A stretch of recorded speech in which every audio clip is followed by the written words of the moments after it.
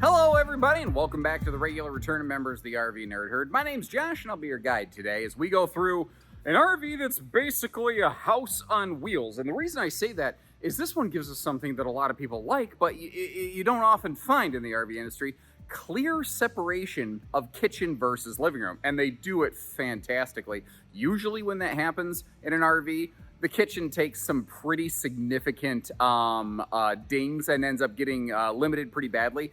That's not the case in this one at all. But it really is the living room that's the star of the show. You've got opposing slides in a rear den configuration that is clearly defined kitchen versus living. Even though it's still kind of one room, it doesn't feel that way. And that gigantic, almost home-style wraparound, like theater, hide-a-bed, wombo combo recliner lounge. It's my favorite thing in this RV. Give me a place where I can just plop down on a rainy day and take a little snooze. Like, I love to just flip on something like Animal Planet or National Geographic, put a blanket over me, and just doze in and out as I hear the soothing sound of Sir David Attenborough talking about cheetahs. I don't know. You get the idea. This thing also will keep you very comfortable, even in your hotter or colder climates, actually, now that I think about it. We've got an enclosed heated belly, radiant barrier, holding tank heaters, factory standard, but also a triple air conditioner system, because this is a big RV and has a lot of cubic foot of space that you need to cool off. And it looks pretty cool when it's sitting there, even without the paint package. We're looking at it in a base form today, and for my money, it just looks absolutely stellar. The only real trick with this RV is its greatest asset is also its greatest liability: its size. It makes it heavier. It makes it more expensive. You pretty much need a dually to tote this thing around, unless you call us and we organize RV delivery for you if you don't plan to tow the RV. That's always another way around this. That's another thing we can do to assist you. Information like that, telling you good with bad, that's what we're going to do here today to help you decide if this is the right one for you or not. If you appreciate that, hit that subscribe button and let's go. And it is really cool to actually get into an RV that has a kitchen and it has a living room instead of just kind of one big giant great room kind of concept. And you know, to be fair, it is nice to go through something a little different every now and then. I don't see every RV, but man, I see a lot of them, you know? And popular floor plans every manufacturer tends to build, and theirs is always the best for some reason, blah, blah, blah. But, you know, having a separate kitchen and a separate living room instead of one giant, I think in the residential world it's called a grand room, is kind of nice. The irony is that, like, if you ever watch any sort of like home remodeling shows, they buy this old house, first thing they do is say, well, I think I want to knock down the wall between the kitchen and the living room and open it up in here. Well, that's the opposite of what we're doing. But there's not exactly a wall between the kitchen and the living room. So for me, it works. And they call it their turntable, which sounds like something a DJ would be involved on. This is an interesting little kind of, I call it dinesque arrangement. Like right now, I've got it in sort of desk mode, and there are some power outlets down there by the floor, by the way. I could totally set my laptop up in here for demonstrational purposes. But when you want to, that table can flip back around into more traditional orientation, and there's two fold-away guest chairs you can bust out when you need them, so that if you want some guest space around this thing, you can get some guest space around this thing.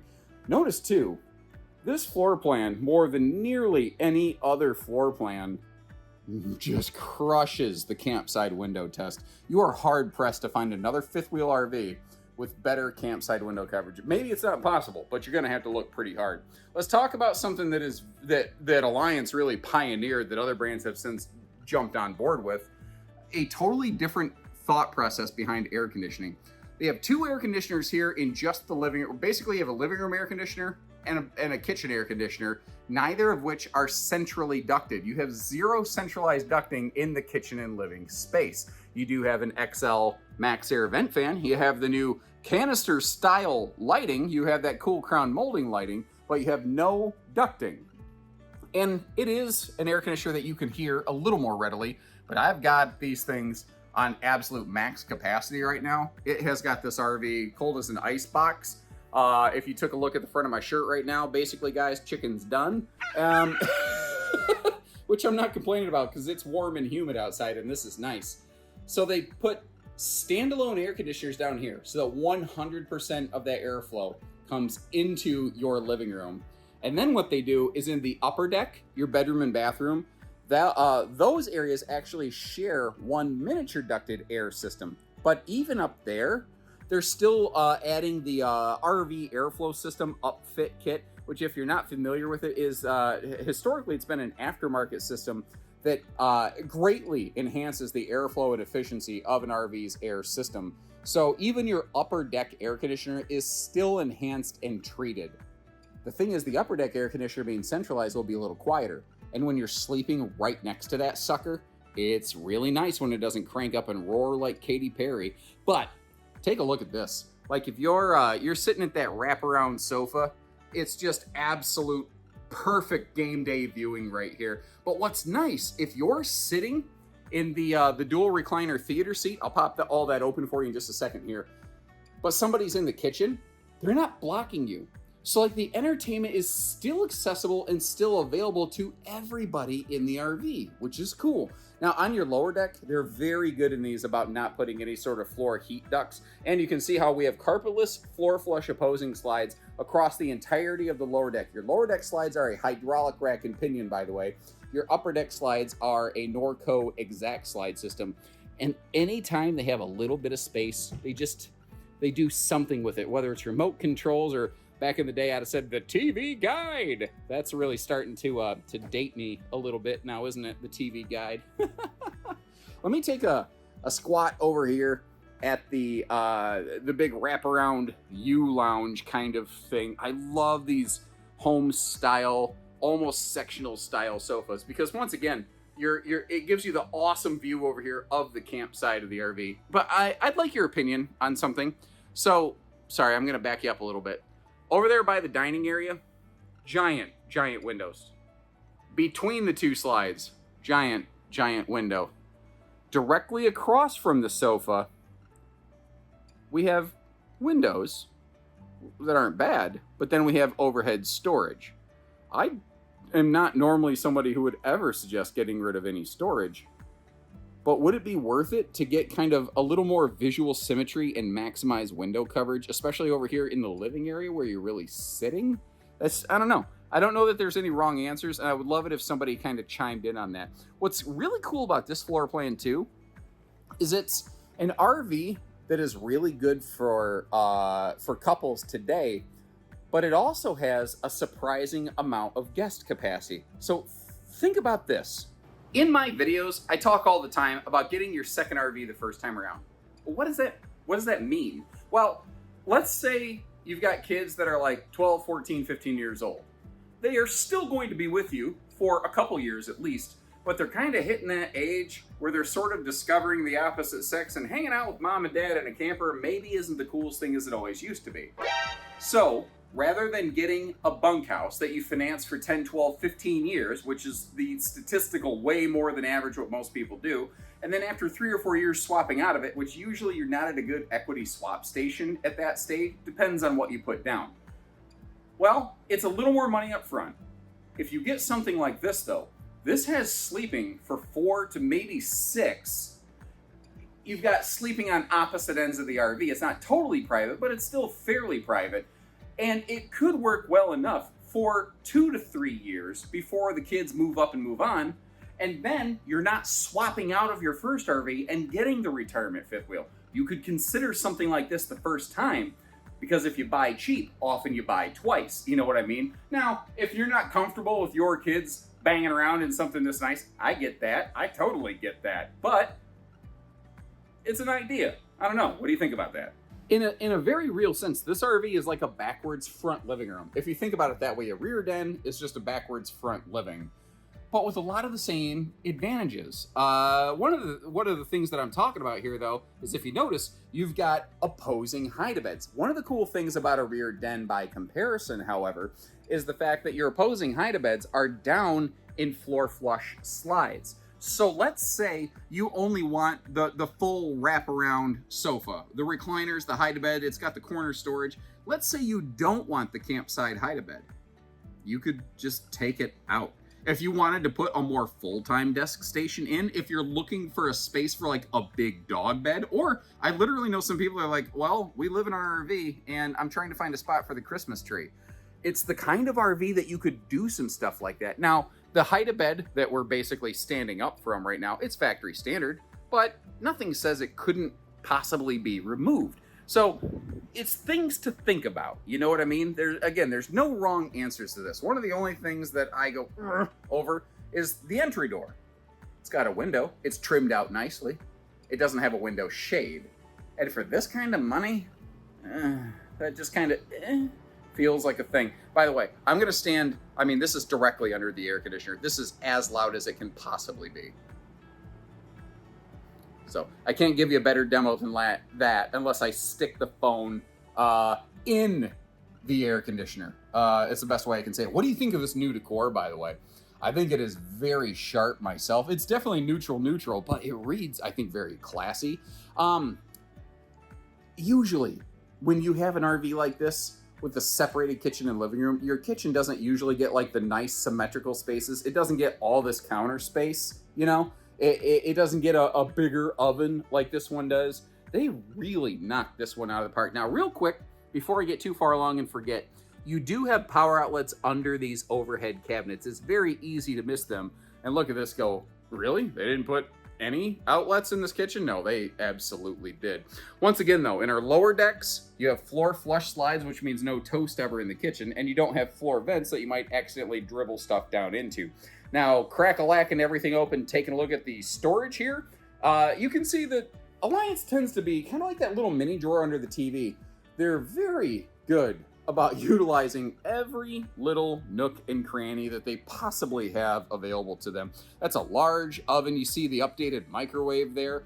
Also, that's like a 20 or 21 cubic foot 12-volt compressor fridge. What's really nice about that, the RV has a solar package, but even if it didn't, while you're going down the road, the power coming in off the vehicle to the battery is enough to keep that thing running.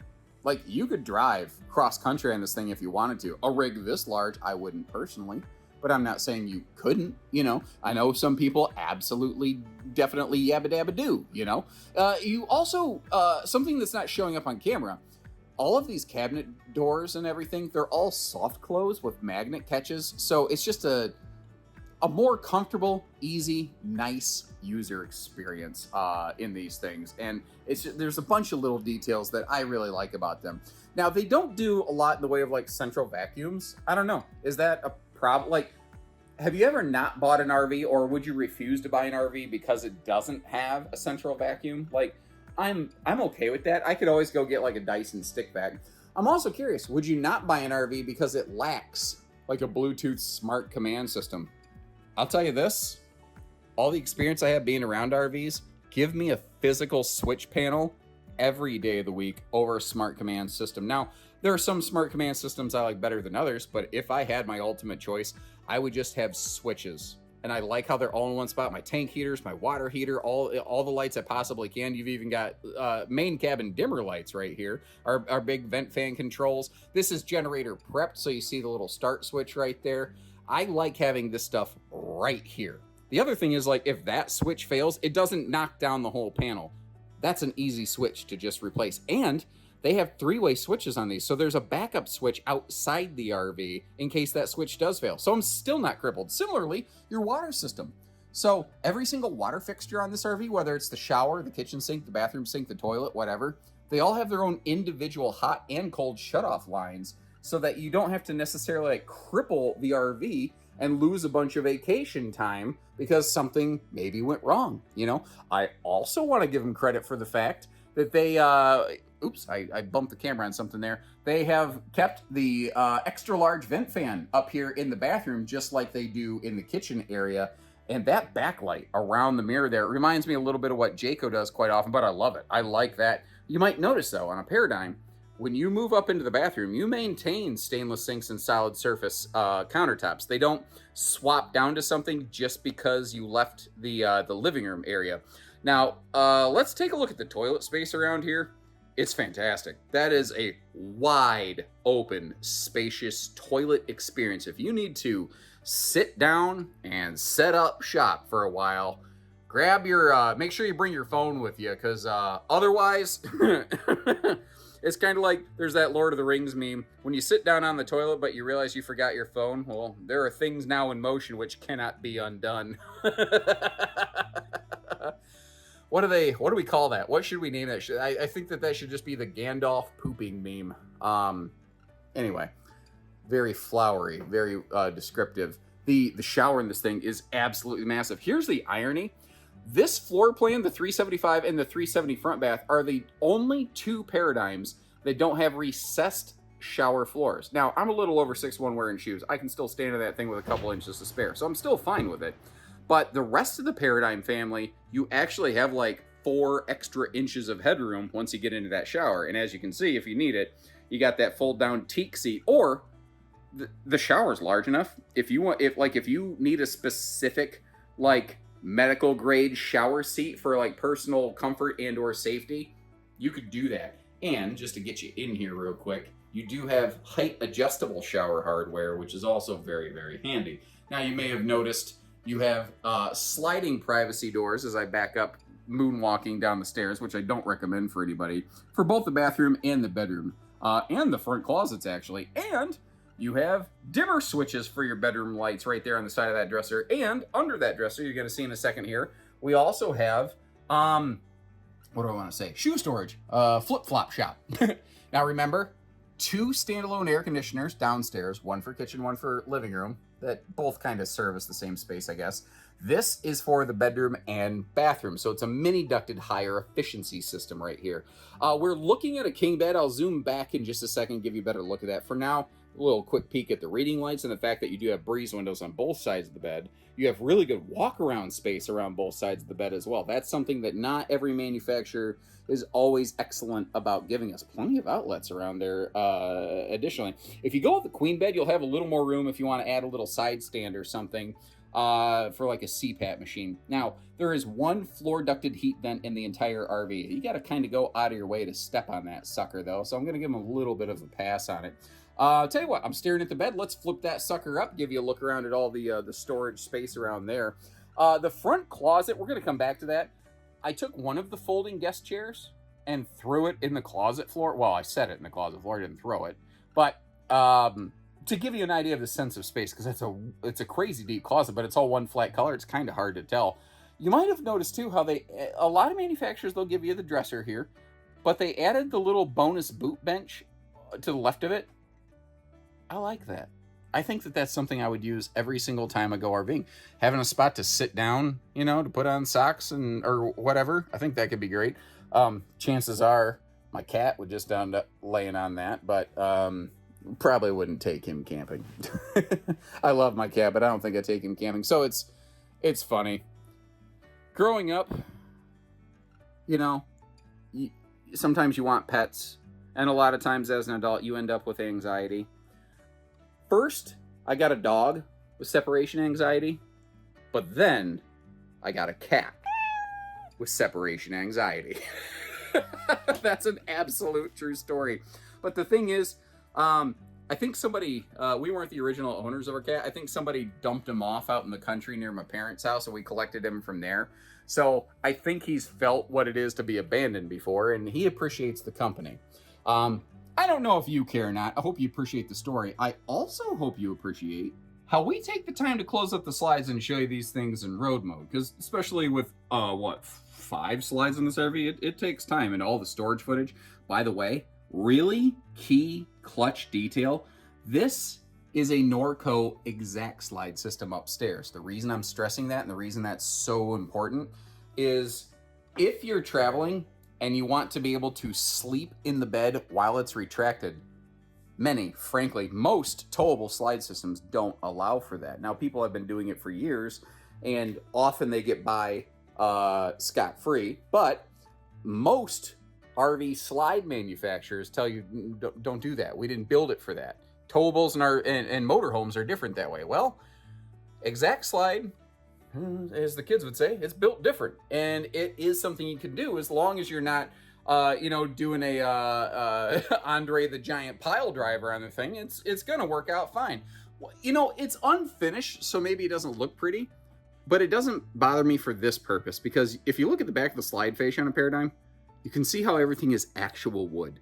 It's not particle board. It's all screwed fasteners. It's not held together by staples in your imagination. It's something that's just built to a little bit different degree. Now, the left side of the fridge, not going to be able to open it. The bottom drawers, like the veggie crisper drawer, the freezer, whatever, not going to open it. The right side of the fridge, though, you're going to be fine. So as far as road mode access goes for a massive RV like this, I don't know that you could really ask for much more. So one of the things I like to talk about on these big guys is what's it going to take for towing. And when we're in a paradigm, especially a giant one like this, I think dually is really the answer. If you're in a smaller 310 paradigm, you could probably get by on some single rear wheel 1-tons, but this thing, man, as long as it is, as much as it weighs, you really want to be in dually country, especially if you're going to go up and down any sort of hills. You need that dually power for heavy inclines on a big, heavy trailer like this. One of the things that almost surprised me, because the rig is so big, but if you think about the location of the kitchen and the bathroom, they're essentially adjacent to one another. They did successfully cross-plumb everything together right here, so you don't have to, disconnect your sewer stuff or get multiple sets of hoses. Although, little pro tip, I always recommend getting some kind of sewer, water, and power extension lines, just because unless you know exactly where you're camping and parking, if you ever have to go to an unknown place, I've seen some places that just have terrible setups, Now, our upper deck slide on this, your bedroom slide, is that Norco exact slide, as we mentioned previously. Your lower deck slides are hydraulic rack and pinion, but with individual buttons. Speaking of individual buttons, you've got 3 slides on this side of the RV. Not only do you have switches inside the RV to operate them, you also have switches outside, and you have electronic dump gate valves right here. And in case you're curious, what if the fuse blows on those, or you lose power or anything like that? There are manual overrides for those things, so you can still empty your tanks, which is handy. Now, all the lighting that you're seeing in the pass-through compartment is motion activated, which is really, really handy, so that you can turn it off or on. But one of the cool things is you can flick it to motion mode, and just when you open the compartment, it lights up and you're good to go. You do have shock dampening suspension. You've obviously got a shock dampening pin box up here. So one of the big focuses they have on these is better attention to things like running gear, Now, if we look up top here, it's a drop frame area, and they've created separated storage, which I actually really like. Up here is just general storage, and you see your charge controller. By default, the standard base model version, which is what we're looking at on the outside here, it doesn't really have anything else going on. But you can option it with generator prep, or actually get a generator installed right in it, which is kind of cool. So it is gen capable. You also have the option of going with an expanded solar package. By default, this has a 320 watt solar panel. If you are interested, you can actually double that, gain an inverter and 300 amp hour lithium batteries to go with it. And I'm really glad they have this all staged up and parked and powered up for us today, so we can see things like the available awning space, because you have 2 deep slides occupying, frankly, a very good chunk of the rear awning back there. So you're losing a chunk of that space. But because it's so long in the front side of the RV, you have a really good sized front awning. So even though, yes, we are sacrificing some awning space, I think we still have a good functional awning area here. Now, by the way, if you look under that front storage compartment, that's also where your gas grill quick connect would be located. Over here, again, these are dual hydraulic rack and pinion slides. The thing with the awning coming right over the top of them like that, I get it, some people aren't going to like that. Totally respect it. I hope you appreciate that I went out of my way to kind of showcase that for you. The thing is, though, if it is a crazy hot sunny day and you got your awning out, they're basically acting like free slide awnings in a sense. It's not going to work on a windy day, but that could work for you. The other thing I'm noticing, though, it is slide awning prepped, but the awning fabric essentially touches those slides. I'm not sure you would want to put slide awnings on those, because I think it would actually interfere with the awning even more. I don't know. Anybody actually own this model who has put slide awnings on it? I'd love to hear that, because I'm operating from theory and you'd be operating from actual experience. And I think actual experience overrides theory every day of the week. Get down here. You do have a 3,000 pound rear towing hitch, although this RV is so long. Make sure you check your local state restrictions to make sure you're not exceeding your maximum length restriction that you have on this thing here. They also have a 300-pound rated roof ladder on these as compared to the industry standard 250, or some RVs only ladder prep. Now, up in a full luxury fifth wheel like this, ladder prep only is less common, but it's not necessarily impossible. Again, up on the roof, you'll find your triple air conditioner, but if you kind of peek over the roof line, you might notice how they have a white shroud on them. One of the cool things about that is the air conditioner is not picking up and soaking up extra heat from the sun because it's a white shroud instead of a black shroud. It's less inclined to get chalky and faded looking from sun exposure, and it allows the air conditioner to basically just operate a little bit more efficiently. And if that air conditioner doesn't have to chug as hard, it's either going to be capable of keeping you cooler or just literally lasting longer and requiring less service. And I like all of those things. Now, normally, I would leave you links in the description to check for similar RVs from other builders, but there's not a whole lot of other builders really making a model like this out there today, which is one of the things that surprised me. Hey, it's actually Mr. Jeremiah. He's Mr. Paradigm over here, getting his Jimmy Johns. All right, you got to get your munch on, buddy. So, final notes. Is there what's the last thing you'd like people to hear on this RV right here today? The 375? Yeah. Nice open floor plan. The seating on it is phenomenal. You got room for what, 7-8 people in there. Nice dedicated dinette. I think it's a winner. There you go. It's crazy. The guy that designs the RV thinks it's a winner. Yes, sir. Appreciate you, buddy. Yep, absolutely. Tell Mr. Jeremiah thank you for on the spot guest starring for us today, and check the links in the description for pricing availability when you're ready. Thanks again for tuning in, everybody. Take care, stay safe, have fun, and enjoy your lunch, Jeremiah.